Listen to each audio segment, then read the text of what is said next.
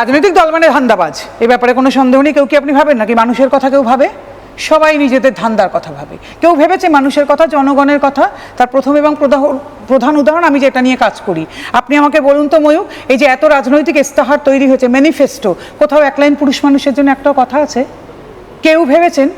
সবাই বলছেন মেয়েদেরকে ভোট দিন, মেয়েরা ভোট ব্যাংক। ৩,০০০ টাকা করে পাবে। হ্যাঁ, ১,৫০০ টাকা, ৩,০০০ টাকা, কেউ ১,৫০০, কেউ ২৫০০। আচ্ছা, কেউ ভেবেছেন পুরুষ মানুষকেও ভোট দেওয়ার কথা বলা উচিত?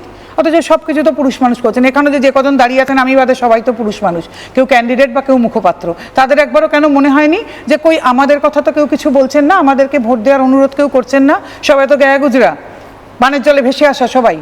একবারও ওনাদের কারোরও মনে হয় না কিন্তু যে কই পুরুষ মানুষের জন্য তো ইস্তেহারে একটাও কথা নেই। মহিলা ভোট ব্যাংকের মতন পুরুষ ভোট ব্যাংক চাইছেন নাকি? পুরুষ অবশ্যই, কারণ পুরুষ ভোট ব্যাংক তো আজও এই দেশে বেশি। হঠাৎ করে যদি পুরুষ মানুষ মনে করেন আমরা আর ভোটে কেউ দেবো না ভোট, কি হবে তখন? কেউ ভেবেছেন একবারও পুরুষ মানুষের কথা? একটা লাইন, অথচ কোনো একটা দল যদি একবারও বলতেন, তারা বুঝলেন না, তখন সেখানে মহিলাদের ভোটটাও কিন্তু যেত। কারণ সেই বাড়ির যে মা, বউ, মেয়ে বা বোন, তারা ভাবতেন অ্যাটলিস্ট আমার বাড়ির ছেলেটার কথা ভাবলো। আপনারা তো কেউ ভাবলেনই না কোনোদিন এই কথাটা, কারণ আপনারা তো কেউ এই গ্রাউন্ডটায় নেমে কেউ কাজই করেননি। আপনারা তো এখনো পুরুষ মানুষের নির্যাতন বা অত্যাচারের কথা পরিযায়ী শ্রমিক যারা, তারা তো ৯৯% পুরুষ, তারা তো একটা ভোট ব্যাংক বটে। একদম, আপনারা ভাবলেন কোথায় তাদের জন্য কোনো কথা? তাহলে আমি কেন আপনাদের ধান্দাবাজ বলবো না?